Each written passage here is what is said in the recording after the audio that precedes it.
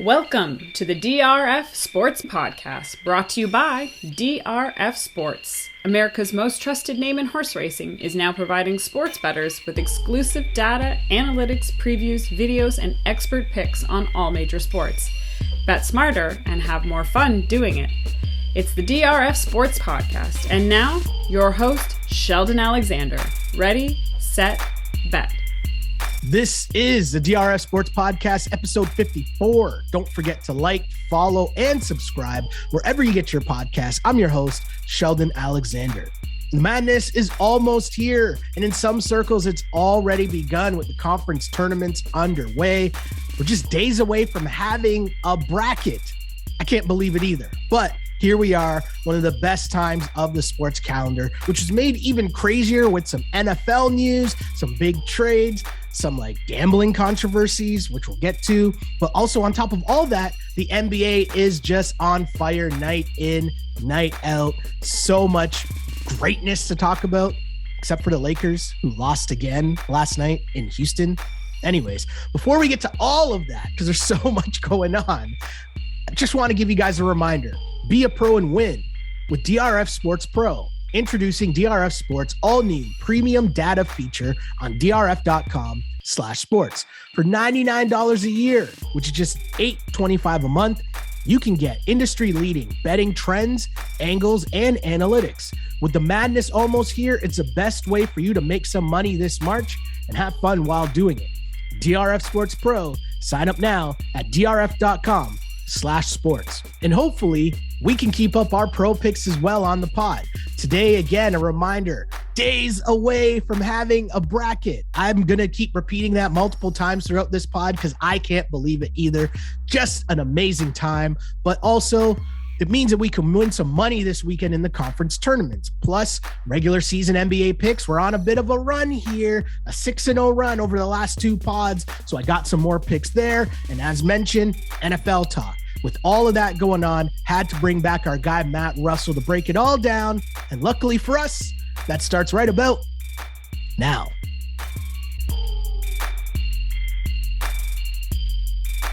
It's March. I've said that a couple times already on this podcast because that means the madness is here. We're days away from a bracket. I keep repeating that because this time of year is so special. So I have to keep reminding myself of just what a time it is, or I guess I should say like we normally do, what a time to be alive. Days away from having a bracket in our hands. And with that said, our guy Matt Russell is here to join us and break that all down, as well as some NFL talk. And we got some NBA stuff as well. Lots going on. Mr. Russell, how are you doing on this Thursday morning? I'm good. I'm literally surviving here. Relatively little sleep. Taking a couple of bullets over the last few days when it comes to the college basketball late game type deals. We had the famous shot now, or sort of the, I don't know. Honestly, I don't know how often anymore, like crazy shots and crazy highlights, like they stick with us the way they used to, right? Like we have, back in the 80s and 90s, like we still see highlights of these crazy plays and these crazy shots. And I don't know if Chattanooga Furman is going to qualify as like, something that we're going to see 10, 15 years from now. But when it comes to actual like difficulty and dramatics and reaction and not needing a review on a buzzer beater, which is always kind of refreshing, right? We don't have to stop everybody from celebrating in the middle of a celebration. That Furman Chattanooga one was pretty big. Now, unfortunately for me, fortunately for me, I had Furman plus 1.5. Unfortunately for me, I had Furman to win the conference tournament in that one. And quick story, watching the game with my significant other, she turns to me, we're watching this game, and the ball goes up and it goes in the basket, and I can't believe it. So automatic, like surrender Cobra, and, shocked and appalled. Now, I've talked before about how I'm relatively kind of dead inside when it comes to reacting to games. Like I'll make some sarcastic remarks, but it's, pretty much a go with the flow type situation. So the fact that I was full on surrender Cobra-ing, if that's a verb or a noun, still not really sure on my grammar. If that's an actual thing, it's not something that I do a ton. And my fiance turned to me after and she's like, that was crazy in all of the craziest ways. And I was like, yeah, that was wild. And she's like, no, you were literally dusting your hands midway through the shot because you thought there was no way the ball was going to go into the basket. You were literally doing the dusting the hands motion. I'm like, I don't even know that I do the dusting hands motion. She's like, well, you were doing the dusting your hands motion because you thought you had won that game. And I know this because you dusted your hands right in to a surrender cobra all in one motion, as if it was some sort of like figure skating technique that we had seen during the Olympics, right? Just a full on like, whoa, and oh my God, that just happened. So that went down. Then last night, just a couple of games to go on, 40 college conference tournament games, and just a couple games to go. And one of the big ones for the conference tournament pool that I've talked about, that, a lot of, sort of relatively deep into the weeds college basketball bettors are in. We had Prairie View A&M going deep into the weeds here, going Prairie View A&M, the 8 seed against number 1 seed Alcorn State. Now, all you need to know about the Southwestern Athletic Conference, the SWAC, is that the 1 seed played the 8 seed last night, and it was a pick'em game on the point spread. That's the lunacy of some of these leagues, right? Where it's literally just, it's 10 teams. They're all basically the same, like take them at, pull a number out of a hat type of a situation. So of course we're on the 8 seed to win the tournament, because if they're going to beat the number 1 seed, you might as well ride that seed all the way to the end. Seeding matters. You get extra value for lower seeds. And so this was sort of our big game of the day. And I'm watching this game on an app, right? And I'm watching it on the Score app, and we're sort of, just getting the updates. I don't know anybody's name on these teams, right? This is purely a number sort of game theory type thing. And you watch the updates, and because you're not watching the game, it's almost impossible to believe the updates as they're happening, as though there's some sort of a glitch, because they're up 6 points with the ball. Prairie View is. And every time they get with a minute and a half left, and every time they get the ball, the app says, name of player, turnover. And they do this 5 times in the last minute and a half. And you just go like, that's not possible. You can't have 5 turnovers in a minute and a half. They had a 6-point lead with the ball, and with 90 seconds left, and they never threw the ball towards the rim. They never took a shot of any kind. No field goal attempt, no free throw attempt. They never got fouled. They never were even given the opportunity to take a free throw, because they were just giving the ball away to the other team. Now, I retweeted and made a comment about the final play, which was just this absurd back and forth 40 seconds of just complete chaos. So check it out on Twitter at Emirates Authentic if you want to know how that game got, to a level where it ended up in overtime. And of course it goes to overtime on this buzzer beater. Well, it wasn't really a buzzer beater, but with 3 seconds left, this 3-pointer goes to overtime. And of course, Prairie View is not going to win in overtime, but that game is tied with 1 second to go, only to see Alcorn State get called on a drive. They go to the free throw line, and if the buzzer beater wasn't enough, it was the free throw at the overtime buzzer, something that we talked about on Monday. As these things are happening in every game, every night, it is just one thing after another. Now, again, we complain about some of these bad beats, but I was on the winning side of Virginia Tech getting a buzzer beater. I was on the winning side of Stanford getting a buzzer beater so you have to take this stuff with a grain of salt, but you can't ride too high, because you're going to get knocked down one way or another. So it's a wild ride here, and we're getting into the best 2 days. Well, it even mean 3 days of college basketball there is. And of course, I always think back to that fateful day 2 years ago where it all was taken away from us.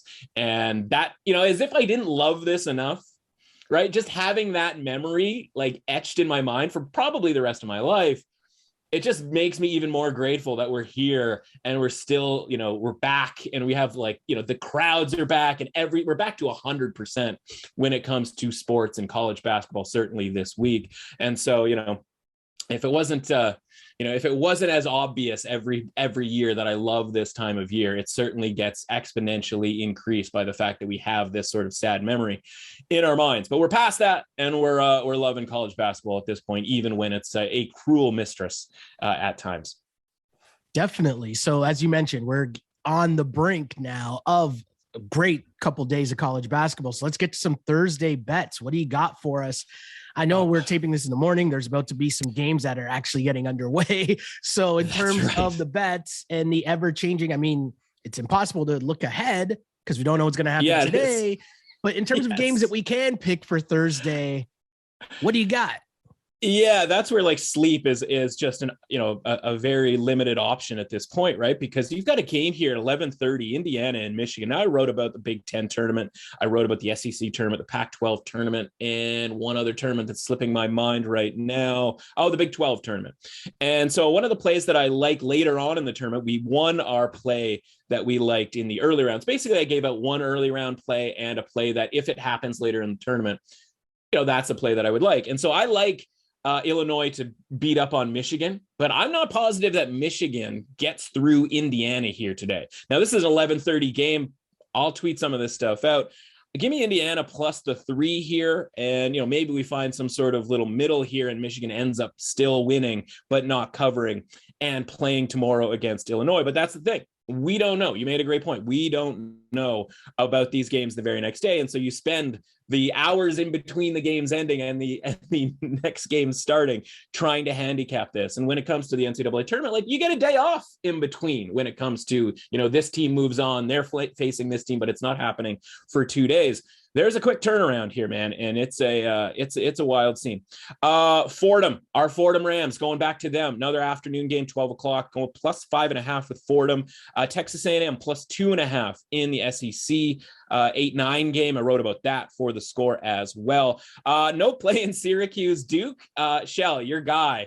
Buddy Boeheim out here punching people, really classy apology, like people make mistakes, all of that sort of thing. But who needs to get shot into the sun? Jim Boeheim.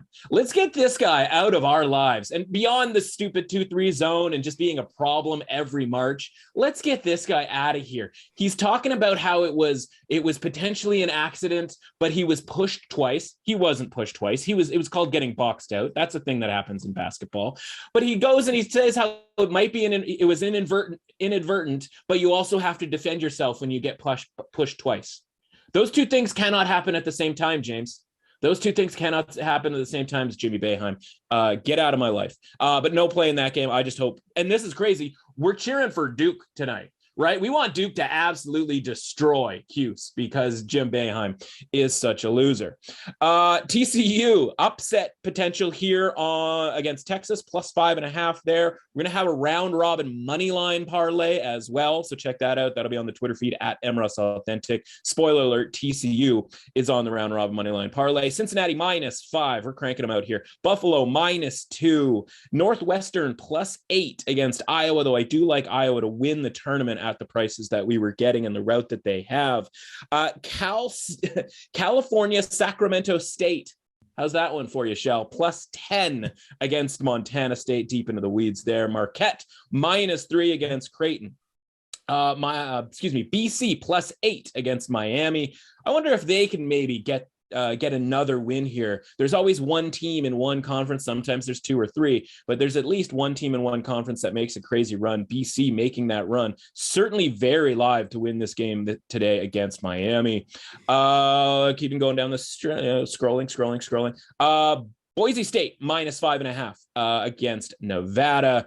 Don't think I'm going to touch Stanford, Arizona, but if this thing gets to 15 and a half, we might have to. West Virginia, big win for us yesterday. I don't think I'm going to play them against Kansas today. Miami of Ohio plus 7 against Kent State. Spoiler alert, that's also going to show up on the round robin money line parlay. Wyoming plus 1 or pick 'em, whatever you prefer, against UNLV. UC Irvine, the Big West. We've got a pick 'em game there. We're going UC Irvine against Santa Barbara. Colorado plus 1. Oregon survives easily against Oregon State, but Will Richardson being out for this tournament is a massive issue. I think Colorado has to be the favorite with Richardson out in this game. Colorado isn't. So +1 is a play for me there. South Carolina, if you can grab 4.5, there's some rogue 4.5s out there. It's some relatively prominent books. South Carolina +4.5 against Mississippi State. Again, I think South Carolina might be live to win that game outright. Scrolling down the board here, Maryland +3 against Michigan State. Maryland got blown out at Michigan State the other day. Maybe it's better if they don't go down 19-0 in this game. I don't think that's going to be a thing that happens. If they don't do that, I think they are live to win this game. And at +3, I'm going to take the points there. Oklahoma, I've got this is a sneaky feeling pick. The number isn't that far off. I've got 7. The number is 8.5. I kind of think Oklahoma might be interesting to win the game against Baylor. I'm not including them in the money line parlay, but just watch out for that one. I'm certainly taking the points +8.5 with Oklahoma. So many games, it's absolutely offensive here. Villanova, here's a favorite. Villanova -5.5 against St. John's. I have that number 7.5. St. John's looked pretty good against DePaul yesterday, but that's not enough for me to be backing the Johnnies in that one. Again, they sort of have this quasi home court advantage. This game really just comes down to how much you believe in them playing at MSG, right? It's not their home court, but they do play occasionally at MSG. So what is that worth, right? Is it worth 3? No, I don't think so. But is it worth something? Obviously, the market thinks it's about 1.5 to 2 points for St. John's because they're playing in New York, but Villanova more than familiar with that location. What else do we have here? Sorry, so many games to go through. UC Davis back in the Big West +2 there. We are going to play Ohio State Penn State is a very interesting game. I'm looking at the +5 for Penn State, but what I really like is Washington State +7.5 in the Pac-12 against UCLA. I think Washington State is live to win that game. And Iowa State +8 against Texas Tech. I think that's going to be an absolute slugfest at the Big 12 tournament. Basically every game in that tournament is going to be that way. Seton Hall +3.5 against UConn late in at the Garden. I think you're going to see some chaos in that game. Virginia, we talked about them on Monday as live potentially to win this tournament at 18-1. This is the game you're going to need. I mean, you're going to need them all because it's a tournament, but like North Carolina coming off that Duke win, right? Like all of a sudden North Carolina is just great. Not necessarily buying into that. You're getting 4.5 points with Virginia. So I'm betting, taking the 4.5 and hoping they win to keep the long shot tournament ticket alive. Speaking of long shot tournament tickets here, Eastern Washington +2.5. Things got dicey for them yesterday against the worst team in the Big Sky. I have them as the 6 seed to win this tournament. This is a line that I think should be closer to pick 'em. This is +2.5 against Northern Colorado. So I am on Eastern Washington. Speaking of 6 seeds to win a tournament, I have UC Riverside. Here's another good example, Shell. You and I talk about the NFL and all of these leagues and go, don't get caught up in the standings, right? In the SWAC tournament, that was a great example. Another good example, we got a 6 seed in UC Riverside as a 1.5 point favorite against Hawaii, the 3 seed. I'm going UC Riverside. I think they are live to win this tournament as well. USC -4.5 late at night wraps it up for me when it comes to these games. Anything that I add, and frankly, I'll tweet out this entire list later on today, just in case people miss it or to get out before this podcast is even up. But you're already listening to it, so it's too late. We already suckered you into listening to the pod. So, we made a fool of you. We got you. We tricked you this one time. You're getting the picks anyway on Twitter.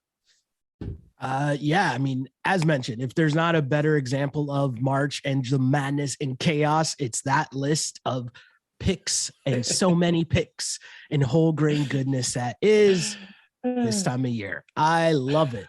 But you mentioned tricking people and just I'm trying to think of a smooth segue into this, but maybe it's general just like chicanery.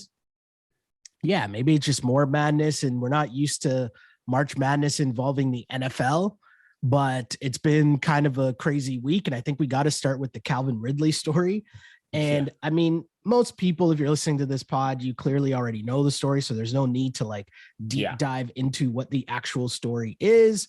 But I will just read said tweet from Calvin Ridley, who says, I bet 1,500 total. I don't have a gambling problem.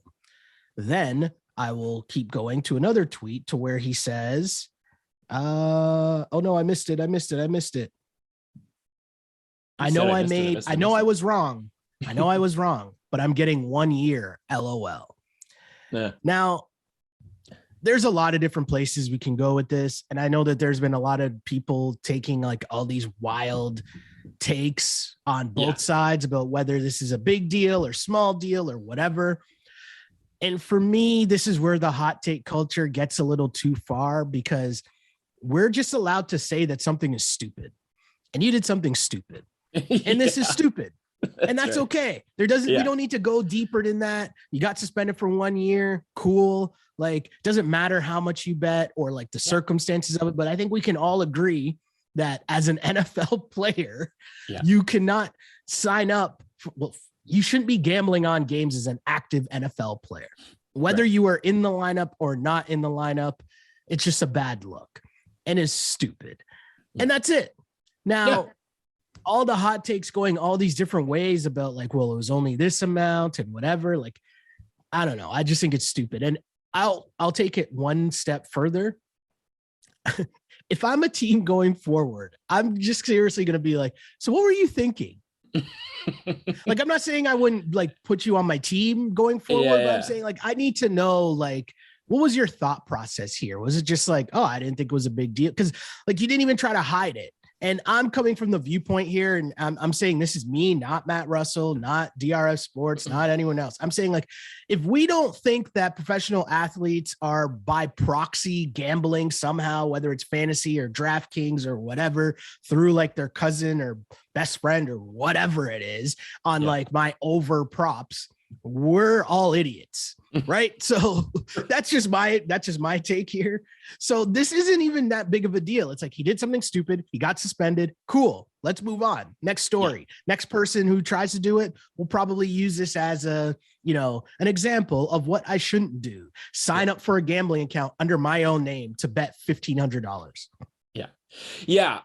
Okay. So two things. One, you and I both live in a city that loves to throw around its parking tickets, right? And if you've driven around this city, you've probably gotten a parking ticket. And to me, there's two types of parking tickets, right? There's a parking ticket where, man, I was just hopping out for 5 minutes. I had to jump into the store. Like, were you hiding behind the tree, like trying to catch me? Right? Like, come on, like, you didn't need to give me a ticket there. I wasn't in anybody's space. It was, the ones that, this, you can park until, noon, and it's 12:01 and somebody hits you with a ticket. And it's like, really, we're not doing a 5 to 10 minute leeway type of a situation, right? Those ones I get really mad at, because I was like, you didn't need to give me the ticket right there. Right. And then there are other ones where I'm like, you know what? I got to be in this spot for like an hour.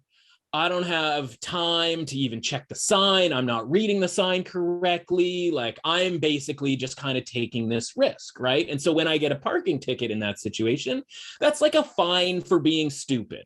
I go, you know what? It sucks that I got that ticket, but like, that one was on me because I'm a rational individual. And I can say to myself, like, yeah, man, like, you went for it. You're a gambler, right? You went for it and you got caught, and you just go, okay, fine. None of my parking tickets were $11 million. So the idea that this guy is like, oh man, I'm just gonna hit up a couple of quick parlays here while I'm not playing football is obviously like, that's a stupidity fine. It's an $11 million stupidity fine, but it is a stupidity fine, right? And that's where he's looking at it like, he's like, yeah, I tried to hop into the store for, I had an appointment for 45 minutes and I just didn't feel like paying the parking meter, and I got caught. And it's like, yeah, man, to the tune of $11 million. Like, what are you doing? But like, to me, the big takeaway is that it's more about the system working, right? Like, and we're in the betting space here and we promote safe, responsible, and legal betting. That's what we got here, man. Like, again, you make a great point about the proxies, and it's funny how like the lines have blurred, right? Whereas if a player mentions like he's got himself or this other guy on his fantasy team, we all just kind of go like, oh, isn't that cute? Like, this guy plays fantasy. He's just like us. Well, we're motivated to play fantasy football, whether it's daily fantasy or season long, by money, because it is betting. And the most prominent daily fantasy sports companies or the season-long sports companies are all involved in sports betting as well. These two things are the same thing. They are a different skill set. They are certainly a different, type of betting, but they are still betting. And so it's like, oh, so anybody can just play fantasy football in the NFL, and it's actually applauded. It's sort of like, oh, this is kind of this neat thing where like this guy can't rip off a couple of parlays. Now the reality is, no, he can't. Nobody can. And they probably shouldn't be allowed to play fantasy football either. But like, that's how like latent we are when it comes to trying to rationalize what should be allowed and what shouldn't be allowed, because there has to be a zero tolerance policy on betting. And I know that the punishment seems harsh, but it's a punishment that has to exist. And it's almost like he should have done more if the punishment was always going to be the same. Right? He could have some elaborate betting ring, like some racketeering type stuff, and he would probably get the same punishment. It's almost like, it's like a soft foul versus a hard foul in basketball. It's like, man, you might as well have gotten your money's worth. I watched the Boston College basketball coach yesterday get like his absolute money's worth on a technical, running onto the court and screaming in the ear of a guy. And everybody was like, yeah, man, that guy got his money's worth. He probably feels a lot better about that technical foul than if he had just said like a bad word and like didn't get a chance to scream as loud as he possibly could at a referee. It's the same kind of thing. Like he did the least amount possible to qualify for the suspension that has to be the minimum suspension. You cannot play next season if you are caught gambling in any way, shape, or form. Think about, like, we come on this podcast every week and we're sitting around wondering here if the side judge has a little extra action on this game, because we can't believe some of the calls that get made in college football, NFL, et cetera, right? Like, that's the impropriety, right? We had trending NFL fixed, right? Like all throughout this season. It's like, you can't have a guy, even if he's got some stupid parlay going, like you can't have him in the league. And so he needs to get his act figured out on a couple of different levels. But certainly this is one where the first guy, essentially, once the NFL grabbed the bag from betting, the first guy was always going to get the harshest punishment or sort of set the bar, because they can't set the bar at 4 games and then try to figure out how deep into the weeds this guy or that guy is. Because with entourages, of course there's, hey man, bet that up.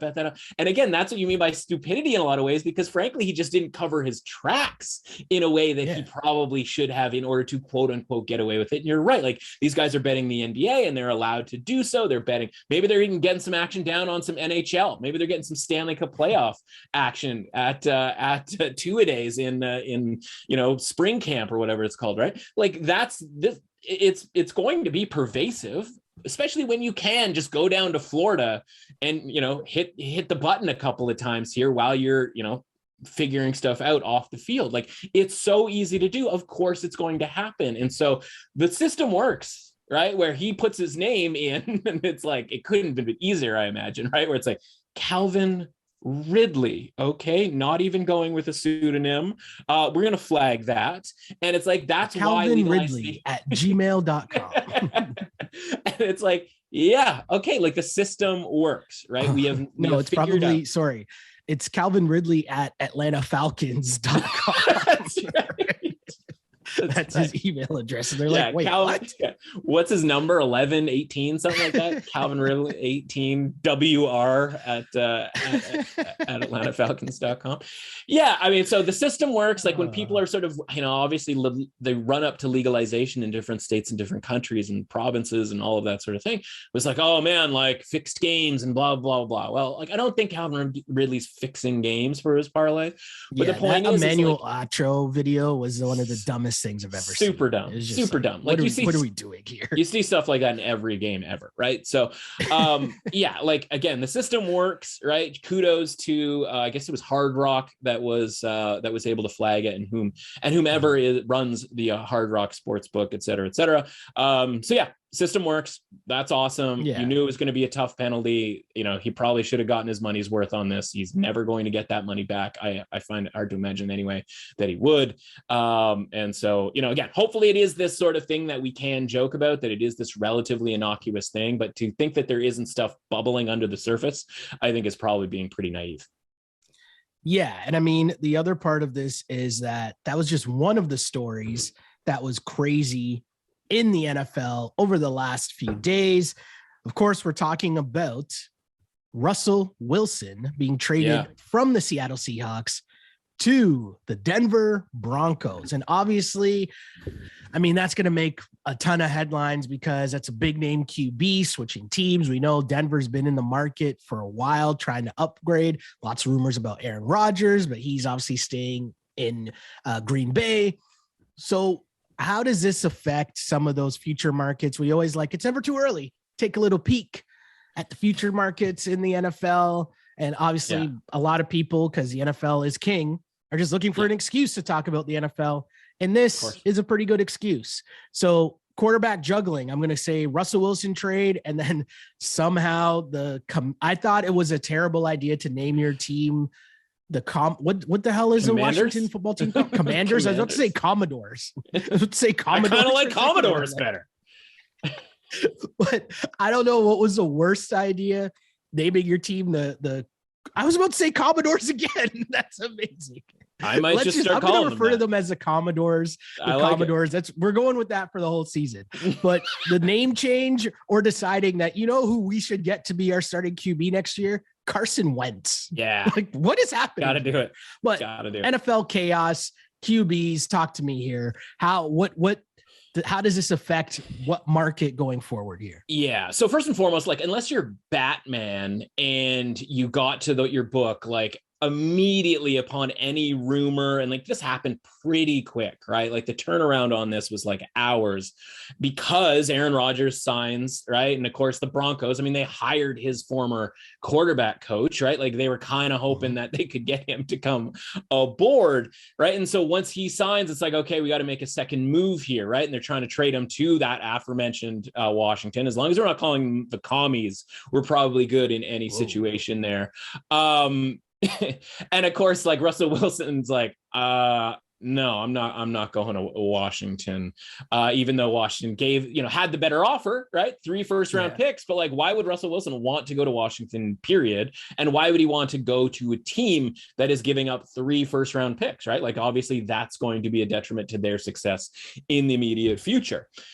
So unless you're Batman and you're jumping on the Broncos at these prices, right? The books reopen and they shift all these prices. And what happens is the first thing they do, we don't have win totals, right? So the next thing up is division markets. And the first thing they do is they drop the Broncos down in the division market, and they drop them down in the conference and Super Bowl markets, right? Well, the numbers already moved. They've already made the adjustment, so we can't make that bet. But what they don't change right away is the MVP market. And so that's sitting there, Wilson 25-1 for a while, right? And so when I look at it like this, when he gets traded to a division like the AFC West, if he's going to then bring them a division title, i.e. pay off the plus 250, 225 that the Broncos are now to win the division, if he's going to pay off a conference or Super Bowl type bet, he's going to have a pretty good season, right? And we have lived through the Russell Wilson should get an MVP vote, existence here, right? So there's already the narrative going in that, first of all, we're tired of giving the MVP to Aaron Rodgers. We're dying to give it to Russell Wilson if he could just stay healthy and his team could just play well. And so if you're a guy who bets, say, $20, right, as your unit total, why are you looking to bet $20 on that plus 250 when you can get them at 25-1, at 20-1. Now it's down to 16-1. So the adjustment has been made because eventually the sports books get around to, oh man, we should probably change his MVP price as well.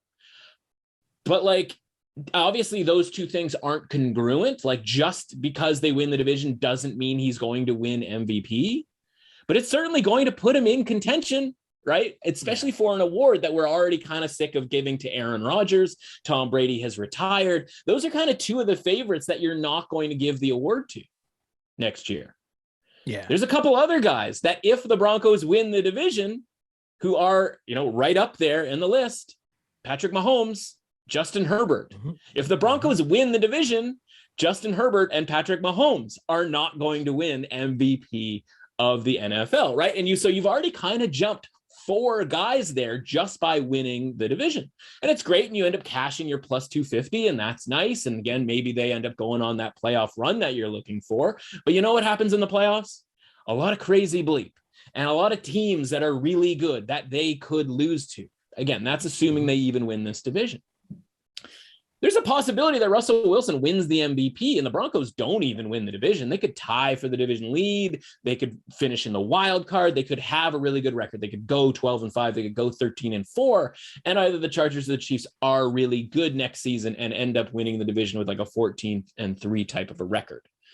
And so there's a way in which they don't even win the division, but Russell Wilson still gets credit for a really great season from the Broncos, right? And to me, that's where you have to play this market. Like, it's too late on the division. It's too late on the conference. It's too late on the Super Bowl. And now we might be getting to a point where it's too late on MVP. But like, if he's going to do those things team-wise, he's going to give himself a very good chance to win MVP. And you're getting 10 times the amount of money, right? At 25-1 on your $20 bet. We're now looking at a $500 payout instead of a $50 payout. And so to me, that's the angle with which you want to take that. Now, for me, I talked about Russell Wilson being I wrote about this I think it was like a month ago now, being this guy who's going to end up on a team here and he's going to get attention for doing so and all of that sort of thing. I wish he ended up on Pittsburgh. I wish he ended up on the Giants. I think those are two teams. So does Sierra. Especially for the Giants. Yes.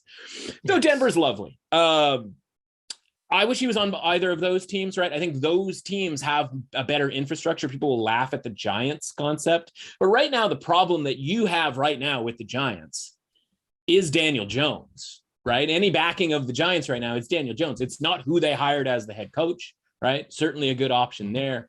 It's not the defense. The defense was fine in the last couple of years. It's not the skill position players, though it could be. Obviously, those guys need to get healthier, but talent-wise, the skill position players are very good. Your problem right now is Daniel Jones, and if Russell Wilson is on that team, now you're really cooking with gas. So unfortunately, he didn't go to either of those teams. That was my hope, but it's why. When we look at it and we go, okay, Russell Wilson's going to be on the move here. That I firmly believe that. So how do we make a bet on this? And this could be any fill in the blank player, right? You go, okay, I don't want to try to guess that he's going to go to Pittsburgh. I don't want to try to guess that he's going to go to the Giants. I didn't want to guess that the Broncos were going to get someone, even though it was somewhat inevitable that they were going to. And by the way, the price that they were before the move on this price, right, already built in that they were going to get a quarterback, right? Like Drew Lock was not going to start for the Denver Broncos next year. That was just never going to happen. And it was just going to be degrees. So it was like Aaron Rodgers choice number 1, Russell Wilson choice number 2. Who knows? Maybe Deshaun Watson choice number 3. That's a pretty good option, assuming he actually is able to play and has everything behind him. And then all along down the line. But you knew it wasn't going to be Drew Lock. And the price was already adjusted for new quarterback X. We talked about this a lot during the season. Lamar Jackson in Baltimore being out on a week-to-week basis. And we'd be like, well, if he's in, the line is 8, but if he's not in, the line is, a pick 'em, but the line right now is 4. It's this middle of the way type of a line. And then he'd be announced out and like, it would go not just to pick 'em, but it would go to like, +3 or something like that. And we'd be like, okay, let's bet on Huntley. Right? Because this line was over adjusted because we were already halfway there in the first place before what people perceived to be the big move. And so that's what happened here, where the Broncos were already adjusted for a new quarterback. And we just moved this even further once we actually solidified who that was actually going to be. And so that's the thing that you have to understand. When you go in, you can't just make the bet after the news. You have to know what the odds are and why the odds are what they are before the potential move happens, right? Like the Pittsburgh Steelers prices right now aren't on the idea that Mason Rudolph is going to be the quarterback. But unfortunately for them, they know it's not going to be Aaron Rodgers. It's not going to be Russell Wilson, right? So it's starting to dwindle. Who could it possibly be, right? And again, I still think Deshaun Watson is an option, even though they might say publicly that he's not. But that's the type of thing that Mike Tomlin could take on, given sort of his standing in the league. Now, you mentioned the Carson Wentz trade. And this is like, this isn't one where you're like dying to bet it right now. This actually, to me, makes the Colts more valuable. I don't want Washington because I don't know that they made this massive upgrade. I think it is an upgrade, to be completely honest. Like, we give Carson Wentz a hard time because he's absolutely brutal at times, right? But like, give Taylor Heineke a second look Taylor Heineke's out here making some pretty absurd decisions when it comes to like potential turnovers, right? He's kind of just a low rent Carson Wentz, but because we haven't had him in the playoffs, in playoff situations, I guess we literally had him in the playoffs, but I mean, they still lost that game by 10 points. You know, like, so there's not that much focus on him. There's not that much focus on him. Exactly. Right. And so the dumb thing is they took not just Carson Wentz, but they took all of his contract. They took all of the cap space. And so now the Colts are sitting there with all this cap space. And is their price adjusted for who their quarterback is going to be? Quarterback X, right? And again, it's not going to be Wilson. It's not going to be Rodgers, but maybe it's Watson. Maybe it's your guy, Jimmy G. And again, you and I have sort of slightly differing opinions on Jimmy G, but with the Colts offense under Frank Reich, again, we like Jimmy G in the first 3 seconds. Snap, bop, throw. That's Frank Reich's offense. Yep. And then after that, Jimmy G is a mess. Jimmy G has to think. You know, that's our line, right? When it comes to Garoppolo. Oh man, he's got to think he's in trouble here. So this is one where if you wanted to speculate, the Colts clearing this cap space for somebody is where I would want to play. Because right now, even just a division bet, you can get them a plus 160 to win the division. Well, we don't like the Titans all that much. They're bringing back Ryan Tannehill. I'm going to tell you right now, 4, 5, 6 months from now, you're probably going to hear me use the phrase Jacksonville Jaguars division bet or over win total bet. That's a thing that's going to probably exist. So I sort of warn you about that coming down the pipe. But the Colts at plus 160 to get in on that now, because what's their number going to be if they get a legitimate quarterback? Aren't they going to be the favorite? Isn't going to be a minus type situation to win that division? And so that one isn't one where you wait and see from a MVP standpoint, right? Like, because whomever they get as a quarterback, whether it's Jimmy G, whether it's Deshaun Watson, listen, we're not making Deshaun Watson the MVP. That guy could have 7 million touchdowns next year. And I'm sorry, he's not getting voted for the MVP. It just is not a thing that's going to happen. But the Colts as the like 8th or 9th favorite to win the AFC right now, the Colts as a plus 160 underdog to win a pretty bad division, like those are decent speculative plays because we know that they're not going into this season with Sam Ehlinger as their starting quarterback. And we know that they now have the cap space in order to fill that up. So that's where the difference is when it comes to the ever-changing landscape in the NFL. It's so crazy. And there'll be more NFL talk to come for sure as we head into draft season, which will be a thing very shortly. So obviously stay tuned to the pod. Make sure you're liking and subscribing and all that fun stuff, because we'll have tons of coverage as we near the NFL draft and more craziness. Hopefully no more dudes pulling a Calvin Ridley, but who knows? Who knows? Yeah. Not sure what Calvin Ridley was on in terms of the NBA last night, but if we're talking NBA, favorites went 8-4 straight up, but just 6-6 against the spread. And the reason I always like reading those numbers out when we talk about it is just to show how insane the NBA is and how difficult it is to bet on the NBA on a night-to-night basis. And I keep emphasizing you got to be riding waves. And some teams that we've been talking about lately, we talked about the Bulls. The Bulls beat the Pistons. Why? Because the Bulls beat bad teams, but the Pistons have been playing better, so they cover the 6.5 points. Right? Do you see what I'm saying here? So as it's part of a 3-0 night on Monday, by the way, burying the lead, another 3-0. Way to go, Shell. Killing it. We're on a bit of a run here. It's been a 6-0 run where we've been 3-0 on the last 2 pods, but hey, we're just trying to ride waves. But the thing I keep emphasizing is paying attention, picking out certain teams, following them, finding out who's trending up, who's trending down, and betting accordingly. We talked about the Miami Heat and the week that they were having, and they had this crazy run against the top teams in the East. And then right after that, they get the top team in the West in the Suns, and they got run out of the gym in Devin Booker's return. Heat culture will be yelling, hey, Jimmy Butler didn't play.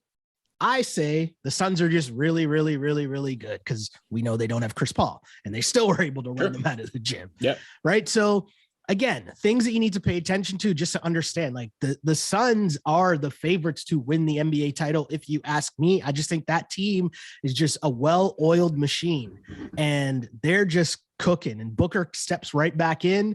and they look good. And it's not like they fell off that much without Booker and Chris Paul. So keep an eye out on the Suns. I'll say that.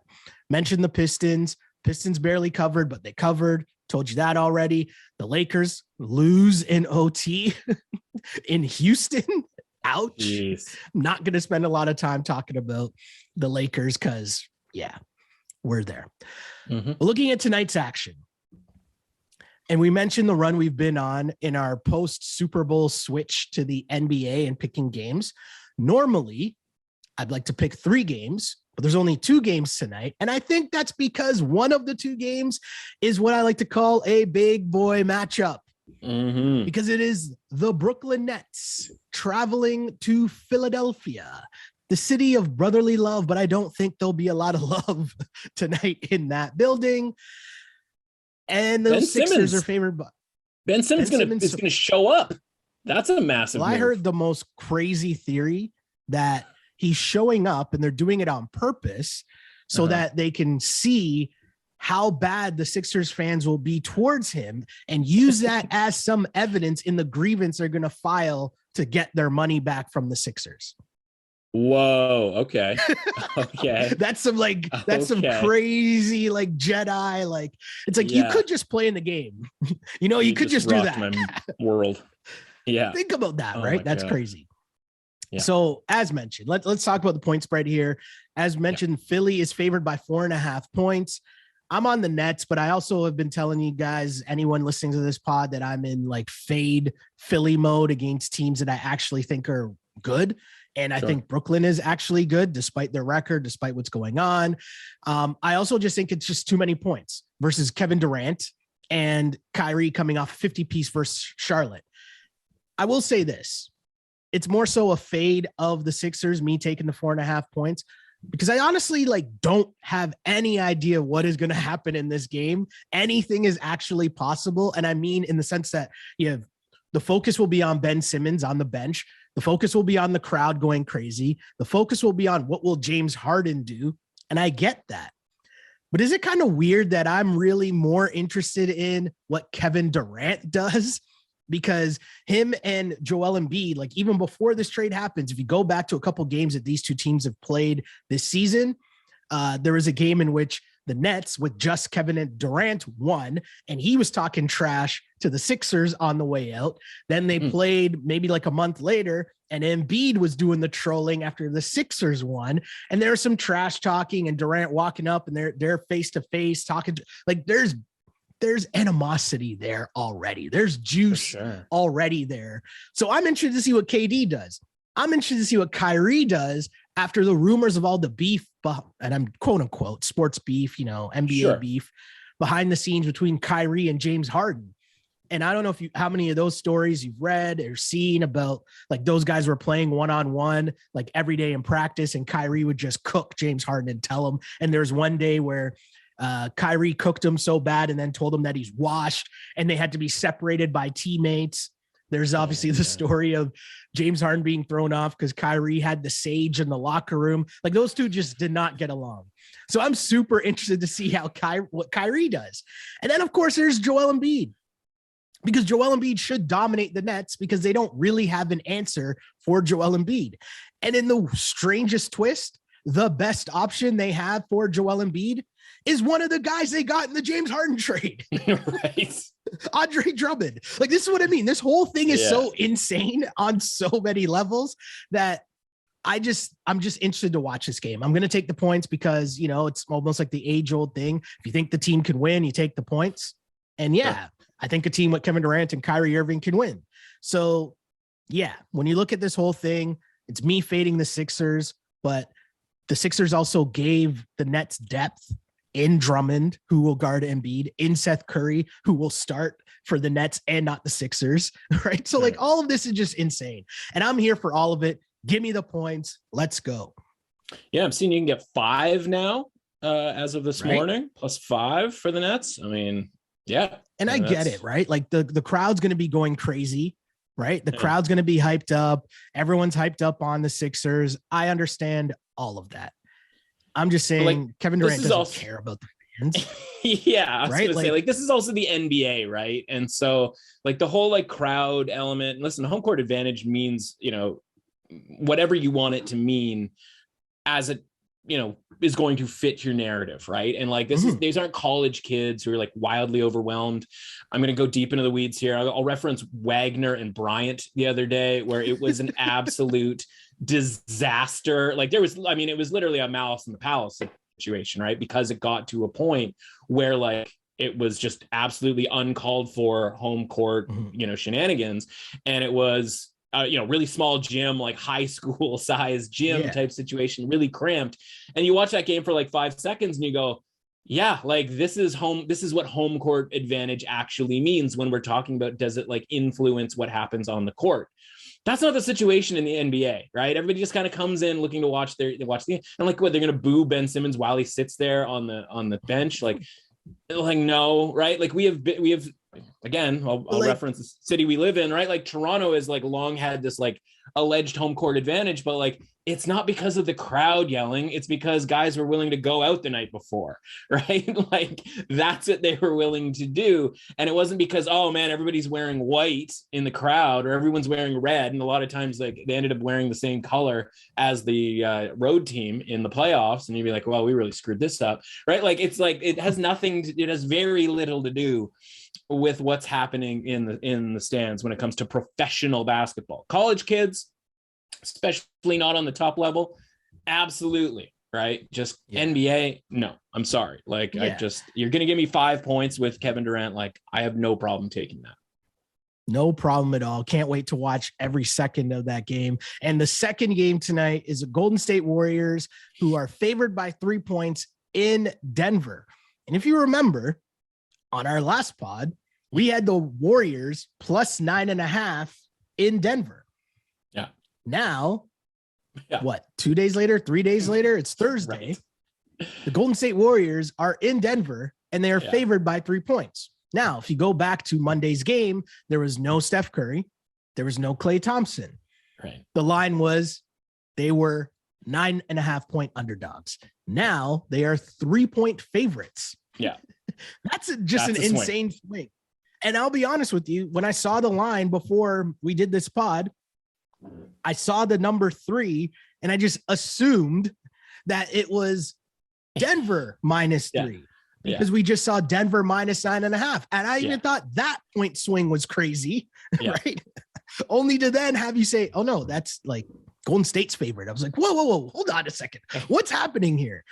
Yeah. So what do we learn from that drastic line swing from, again, Denver minus 9.5 to now Golden State minus 3? Same scenario, same location of the game. Yeah. Just Steph Curry and Klay in the lineup. So whether it's home court, home ice, home whatever, or, you know, a player adjustment, right? Like, you get to see the change in the marketplace if you just pay attention to it, right? If you just write this stuff down, if you track it, right? And I always say, like, when it comes to sports betting, you get out what you put into it. Maybe not on a nightly basis necessarily, right? Like I had a night that, you know, you have a night where you go 4-8, you have a night where you go 12-6, and like it all sort of comes out in the wash, and hopefully you're on the right side more often than you're not. This is one of those rare situations in the NBA where like we have two exact same circumstances in the same week. And then the only thing different is obviously Klay Thompson and Steph Curry are out of the lineup. So we know right now, for future reference, that when Klay and Steph are out of the lineup, it's a 12.5 point swing to a point spread. Now, it's up to you to decide, like, is that too many? Is that too little, right? Like, I think you're on the Nuggets here. So you're saying that that's probably, you know, too many in this case, right? Like, you think that this line obviously should be closer to a pick 'em.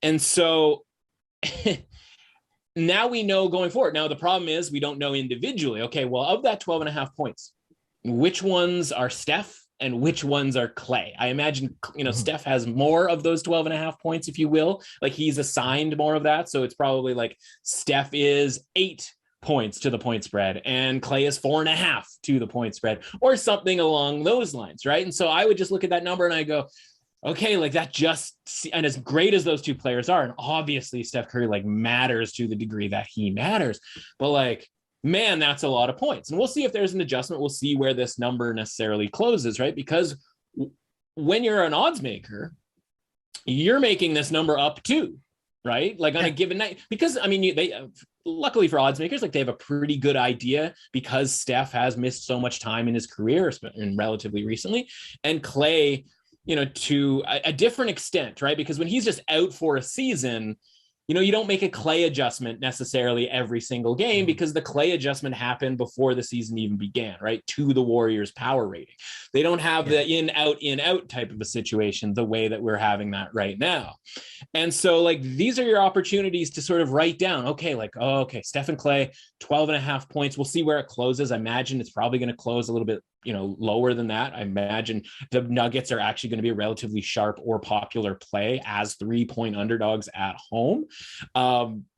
We'll see, but you get to sort of make that note, right? And with your numbers, if you're making numbers and your numbers are off because, you know, you don't give enough home court advantage or too much home court advantage or home ice advantage and all of that sort of stuff, like that's where you get to figure out what is meaningful point spread on a back-to-back. Right. If these, these teams played last week and it was a 5-point spread and now they play this week and it's the same location, but the Warriors are on a back-to-back and it's a 3-point spread. Well, you can write down. No, 2 points, 2 points for a back-to-back. And now you can use that on a different matchup, right? There's back-to-backs all the time. And you go, okay, well, it's 2 points here. It's 3 points here. Oh, that's an over adjustment. Like these are the sorts of tools that just a sort of, you know, kind of an innocuous mid-March point spread in the NBA, this is the type of stuff that you can use to learn more and make adjustments with and understand what point spreads are doing, right? We talked about the St. John's Villanova game and like apparently St. John's gets a 1.5 for playing at MSG. Is that enough? Is that too much? Like these are the things that you want to make a little note of. And that's why, again, you don't go and make your picks and do all of that sort of thing. But if you're honestly tracking your bets and you're tracking the market, in order to put as much into this as possible, honestly, when you lose, you only really have yourself to blame because you are not putting in enough of the work. Now, if you're fine with losing because it's recreational, you don't have time to do all of this sort of thing, that's fine. But like, you know, we get the people going like, oh, how did we lose this? How did we lose that? And it's like, first of all, it's not for lack of work, but you're also capable of doing the work on your own, but you choose not to, and you assume that we do the work. And so that's why we talk about something like this, to let you know that we are doing the work. And I am making the note that come playoff time, if Steph or Clay goes out, at least we have, you know, at least the starting point of an understanding. Now, again, you could go back and compare all different point spreads, and you could be doing this all season long, and you'd have even a better idea about what these guys mean to the point spread because of them being in and out in various combinations thereof. But we're just talking about one game here, giving us like a hint on what the odds makers think the difference is. Now we're going to see what the betting market thinks the difference is. And if it's the same, then the number is going to stay the same. And if the Warriors are bet up, then that means one thing. If the Nuggets are bet down, that's going to mean obviously a different thing. So that's the most interesting part about this game. But I have to ask you, Shell, because it's Thursday and this unnamed sportsbook has given me yet another $10 free bet to use on the NBA. They are dying to get me away from college basketball, away from the NFL and college football. They want me betting the NBA, and I'm here to tell them I only bet what Sheldon tells me to bet in the NBA. And so that's as much as you're going to get out of me. But they're giving me a $10 free bet. And as we talked about last week, we don't use those on just, you know, a point spread or even a money line or something like that. We use them on a big hit. And my favorite sort of single game parlay type thing in the NBA is the bet teams to both, or game to have the teams both score 120 points and blank to win. So Shell, there's only two options tonight. What is my better option for my two teams to score 120 points, and who is going to win? Because last week you gave me one, and both teams, Chicago and Atlanta, both teams scored 120 points. Unfortunately, we were on the Bulls and the Hawks won. And so that third part just got us out of a 10-1 type of a bet. So give it to me, pal. What's the combination here? Who's going to win, and what's the big scoring game here? Both teams needing to get to 120 points. Yeah, so to round up the picks here, I'm on Brooklyn plus 4.5 in Philly. But in terms of the high scoring nature of that game, I have a feeling that this game might be kind of tight and it might be a slower paced game. And the number might be the under just because it might have more of a playoff type vibe to it. Like these dudes are all going to be hyper focused and serious. And sometimes guys get a little tight early before they figure it out, loosen up, and KD finishes with his 35 to 40 piece that he's going to drop tonight. By the way, the KD number is 28.5 at minus 130, but I still like the over on that. Story for another day. So if I'm not taking that game for your free bet parlay, I'm obviously going with the second game, which is Golden State and Denver. And I like Denver as the home dog. Like it. So the +3 there, like, let's just take them. Why shouldn't they win this game? Jokic is a problem. We talked about it on Monday that the Warriors have no answer for Jokic. And I don't know if you saw Jokic's line in that game on Monday, but it was kind of insane, even by Jokic standards. 32 points, 15 rebounds, 13 assists. Like, what? It's a video game. So point being, give me the Nuggets and both teams score over 120. And again, we have the reference. It was just on Monday, 131 to 124. Warriors put up 124 without Steph Curry in the lineup. So there you go. 20-1 on that. It is placed. I am in on that one. We're going to get one of these Thursdays. Yeah. And I mean, the picks have been going okay. As mentioned, we're on a bit of a run here. I can't keep up that for that much longer. I mean, six straight correct picks handed out against the spread on the pod. Can't keep that up forever. But hey, we're on Nuggets +3. We're on Nets +4.5. Let's go. Lots of fun as always doing this on the podcast. We were going to talk about the NHL, but we ran out of time again. There's stuff I got to get to this morning. I got to get to the Raps game and stuff like that going on. Lots going on. We will talk about the NHL at some point, but sorry, NHL, we ran out of time. Sorry. But yeah, if people want more information from you, my dude, where can they find you? Yeah, man. Big weekend at Emrus Authentic on Twitter. As always, everything that I write gets tweeted out through there. By and large, though, crazy busy week. I'm sure I missed something, but you can read my stuff over at The Score. Obviously, probably have that already in your phone. And then listen, man, Selection Sunday. We got some action happening. A live situation on Sunday. I know I'll be on Twitter at 7. Talking college basketball and Selection Sunday and the bracket, and then I'm going to join you on Sunday night. We're going to be able to break down the bracket in a big way. Point spread projections. We're going to see some lines, getting made and rolling in and that sort of thing. So pumped up about doing that with you on Sunday night. Yeah, Sunday night, the madness is officially here. We will have a bracket in hand the next time you hear these voices. Thanks, as always, for jumping on the DRF Sports Pod, my dude. Thanks, man. Thanks, brother. Appreciate it, man. Thanks to Matt for coming on the pod. And if you want to follow me online, you can do so on Instagram at Sheldon Alexander and on Twitter at Shell Alexander. Don't forget to like and subscribe to DRF Sports Podcast wherever you get your podcasts. Also rate us, review us, like us, all that other fun stuff. But for more from this new project from DRF Sports, just a little reminder. If you're unfamiliar with the letters DRF, stands for Daily Racing Forum, which has been around for over 100 years, giving you all of the horse racing information, data, and analysis. But now we've taken over the entire sports world. So if you want coverage on every football game, as well as the NBA, MLB, college sports, and more, head to drf.com/sports for all of the details and insights, as the site has all of the data on every game, including offensive and defensive stats, betting angles, line movements, key injuries, team stats, and more. The DRF data is what powers our power trends. So if you want to see which trends our analysts have selected, follow us on Instagram and on Twitter. If you want access to all of the raw data, drf.com/sports. That's where you can find the usual previews as we deep dive into the games. And of course, we got you covered on this podcast. However you want your betting information, we've got you covered.